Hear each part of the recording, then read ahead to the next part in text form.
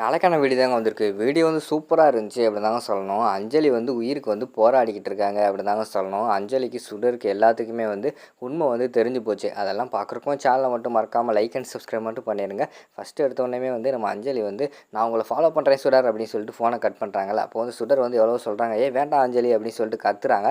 அதுக்குள்ளே வந்து அவங்க ஃபோனை வச்சுட்டு விறுவிறுன்னு வந்து இவங்க ஸ்வேதா வந்து ஃபாலோ பண்ணிட்டு போகிற மாதிரி தான் காட்டிக்கிட்டு இருக்காங்க. பார்த்தா ஸ்வேதா என்ன பண்ணுறதுன்னு தெரியாமல் அப்படியே மூஞ்சி மறைச்சிக்கிட்டே மெதுவாக போய்கிட்டு இருக்காங்க. போகிற வழியில் பார்த்தா நம்ம எலியில் அவங்க ரூமுக்குள்ளே வந்து அவரோட கோட்டை வந்து கழட்டி வச்சுட்டு போயிருக்காரு.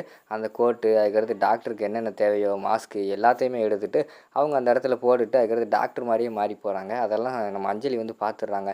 எதுக்கு நம்ம அப்பா மாதிரியே வந்து ஸ்வேதா சித்தி வந்து இப்போ கோட்டெல்லாம் போட்டு டாக்டர் மாதிரி போகிறாங்க, என்னவா இருக்கும், சரி அவங்களுக்கு தெரியாமல் ஃபாலோ பண்ணுவோம் அப்படி சொல்லிட்டு அவங்க ஒரு பக்கம் பின்னாடி ஃபாலோ பண்ணிக்கிட்டே போகிற மாதிரி தான் காட்டிக்கிட்டு இருக்காங்க.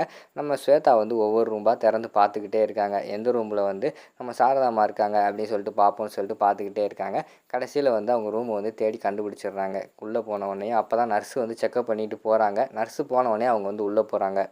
உள்ளே போயிட்டு அவங்க வந்து பேசிக்கிட்டு இருக்காங்க. இதெல்லாம் சரியாக வராது, நீ வந்து உயிரோடு இருந்தாலே எனக்கு ஆபத்து தான், அதனால் நான் வந்து இப்போ உன்னை கொல்ல போகிறேன், நீ உயிர் பழைச்சி வந்துட்டேன்னா நான் வந்து இந்துவோட தங்கச்சி இல்லை அப்படின்னு சொல்லிட்டு உண்மையை நீ எல்லாருக்குமே சொல்லிடுவேன். எனக்கு கிடைக்க வேண்டிய ப்ராப்பர்ட்டி வந்து எனக்கு கிடைக்காம போயிடும், அதனால் நீ சாகுறது தான் சரியான வழி அப்படின்னு சொல்லிட்டு அவங்க அந்த இடத்துல வந்து ஒரு விஷ ஊசி மாதிரி இருக்குது, இந்த ஊசியை உனக்குள்ளே ஏற்றிடுறேன், கொஞ்சம் கொஞ்சமாக உன்னோட உயிர் வந்து போயிடும் அப்படிங்கிற மாதிரி சொல்லிவிட்டு அந்த ஊசி ஏற்றுறாங்க. அதை பார்த்த உடனே வந்து நம்ம அஞ்சலிக்கு வந்து பயங்கரமாக ஷாக் ஆகிடுது. ஆகா, சாரதா பாட்டியை நம்ம ஸ்வேதா சித்தி வந்து கொல்ல போகிறாங்க அப்படின்னா இவங்க நம்மளோட அம்மாவோட தங்கச்சி இல்லையா, இப்போ தான் அந்த உண்மை தெரியுது, உடனே போய் நம்ம அப்பாட்ட சொல்லி இதை கூட்டு வரணும் அப்படின்னு சொல்லிட்டு அந்த இடத்துல போகிறாங்க. பார்த்தா அதுக்குள்ளே ஒரு பொருள் இருக்குது, அதை வந்து தட்டி விட்டுறாங்க. உடனே சத்தம் கேட்டுருது, ஏய் அஞ்சலி இங்கே வாடி அப்படின்னு சொல்லிட்டு அஞ்சலியை பிடிச்சி அந்த இடத்துல வந்து அவங்க இழுத்துட்டு போகிற மாதிரி தான் காட்டிக்கிட்டு இருக்காங்க. இன்னொரு பக்கம் பார்த்தா நம்ம சுடர் வந்து ஹாஸ்பிட்டலுக்கு வந்துட்டாங்க. வந்த உடனே அவனுக்குள்ளே ரிசப்ஷனில் வந்து விசாரிக்காங்க.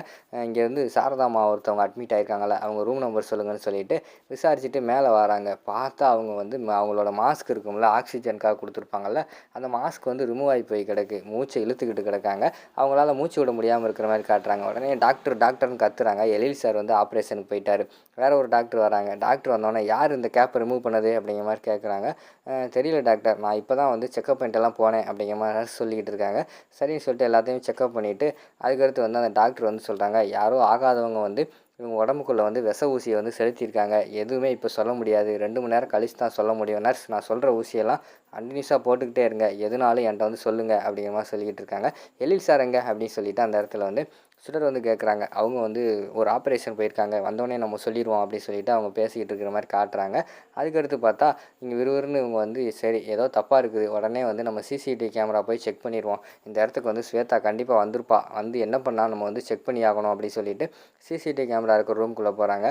இங்கே எல்லா சிசிடிவி கேமரா ஒர்க் ஆகுதா அப்படிங்கிற மாதிரி கேட்டவொடனே ஒர்க் ஆகுது மேடம், என்ன மேடம் கேட்டவொடனே ஒரு அரை மணி நேரத்துக்கு முன்னாடி இருந்து இத்தனை நம்பர் ரூமில் வந்து அந்த சிசிடிவி கேமரா வந்து ஓட்டி விடுங்க அப்படிங்கிற மாதிரி சொல்கிறாங்க. அவர் போய் செக் பண்ணி பார்க்காரு. பார்த்தா அந்த சிசிடிவி கேமராவே இல்லை, அங்கே ரெக்கார்ட் ஆனது எல்லாமே அழிஞ்சு போயிருக்கு. அதை பார்த்தோன்னே அவங்களுக்கு வந்து பயங்கரமான ஷாக் ஆயிடுது. என்னடா இது இப்படி அழிஞ்சு போச்சே, கண்டிப்பாக வந்து ஸ்வேதாவோட வேலையாக தான் இருக்கும், என்ன சார் ஒரு பொறுப்பு இல்லையா, அதுக்குள்ளே இதை அழிச்சிருக்கீங்களே அப்படிங்கிற மாதிரி சொல்கிறாங்க. மேடம் நான் அழிக்கலை, இது வந்து எப்படியும் அழிஞ்சிருச்சு, நான் வந்து சாப்பிட போனேன் அந்த நேரத்தில் யாரோ அழிச்சிட்டாங்க அப்படிங்கிற மாதிரி சொல்லிட்டு இருக்காங்க அவங்க. என்ன சார் இப்படி பொறுப்புலாம் வேலை பார்த்துக்கிட்டு இருக்கீங்க அப்படின்னு சொல்லிட்டு அந்த இடத்துல திட்டிட்டு சுடர் வந்து வெளியில் வர மாதிரி காட்டிக்கிட்டு இருக்காங்க. இங்கிட்டு பார்த்தா மனோகரிக்கு வந்து விஷயம் தெரிஞ்சிருச்சு. ஸ்வேதா கிட்ட போய் கேட்காங்க, எவ்வளோ தைரியம் இருந்தால் எனக்கு தெரியாமல் சாரதாம்மா கொலை பண்ண போகிறேன் அப்படிங்கிற மாதிரி கேட்டவொடனே, ஓ தெரிஞ்சு போச்சா, சரி விடுங்க, ஆமாம் போனேன், இப்போ என்ன அதுக்கு அப்படிங்கிற மாதிரி சொல்கிறாங்க. ஏய் நீ போகிறத யாராவது பார்த்தா என்ன ஆயிருக்கும் அப்படிங்கிற மாதிரி சொல்லிக்கிட்டு இருக்காங்க. அதெல்லாம் ஒன்றும் ஆயிருக்காது அப்படிங்கிற மாதிரி, நீ மாட்டிக்கிட்டா நானும் தான் மாட்டிக்கிடுவேன் அப்படிங்கிற மாதிரி வந்து அந்த இடத்துல மனோகரி சொல்கிறாங்க. அதான் ஒன்றும் ஆகலையில அப்படிங்கிற மாதிரி சொல்கிறாங்க. அங்கே சிசிடிவி கேமரா இருக்குது, அது தெரியுமா, நான் தான் வந்து அழித்தேன், அது அழிக்கலைன்னா இந்நேரம் நீ மாட்டியிருப்ப, செயலில் வந்து களி கிண்டிக்கிட்டு இருந்திருப்ப அப்படிங்கிற மாதிரி சொல்கிறாங்க. இப்போ என்ன, அதான் மாட்டலையில, எதுக்கு தேவையெல்லாம் பேசிக்கிட்டு இருக்கீங்க அப்படின்னு ஸ்வேதா சொல்கிறாங்க. உடனே வந்து ஏய் நீ அந்த காரியம் பண்ணும்போது வந்து யாராவது பார்த்துருந்தா என்ன ஆயிருக்கும் அப்படிங்கிற மாதிரி சொல்கிறாங்க. உடனே நக்கலா வந்து அந்த இடத்துல வந்து ஸ்வேதா வந்து சிரிச்சுக்கிட்டு இருக்காங்க. என்னடி நக்கலா சிரிச்சுக்கிட்டு இருக்க அப்படிங்கிற மாதிரி கேட்குறாங்க. யாராவது பார்த்தா என்ன ஆயிருக்குமா, ஒரு ஆள் பார்த்துச்சு அப்படிங்கிற மாதிரி சொல்கிறாங்க. ஐயோ யார் பார்த்தா அப்படிங்கிற மாதிரி கேட்டவொடனே அஞ்சலி தான் பார்த்தா அப்படிங்கிற மாதிரி சொன்னோன்னே, இது அஞ்சலியா? ஐயையோ! அவங்க அப்பாட்ட சொல்லிருவாளே, என்னடி இப்படி ஆகிப்போச்சு அப்படிங்கிற மாதிரி சொல்லிகிட்டு இருக்காங்க. அவள் சொல்ல மாட்டா அப்படிங்கிற மாதிரி ஸ்வேதா சொல்கிறாங்க. ஏன் சொல்ல மாட்டா? என்ன பண்ண அப்படிங்கிற மாதிரி உடனே ஃப்ளாஷ்பேக் மாதிரி காட்டுறாங்க. ஏய் அஞ்சலி இங்கே வா, இப்போ உனக்கு எல்லா உண்மையும் தெரிஞ்சு போச்சு. நான் வந்து உங்கள் அம்மாவோட தங்கச்சி இல்லைன்னு சொல்லிட்டு உனக்கு உண்மை தெரிஞ்சு போச்சு. இதை போய் உங்கள் அப்பா கிட்ட சொல்ல போகிறேன் அப்படித்தானே அப்படிங்கிற மாதிரி கேட்காங்க.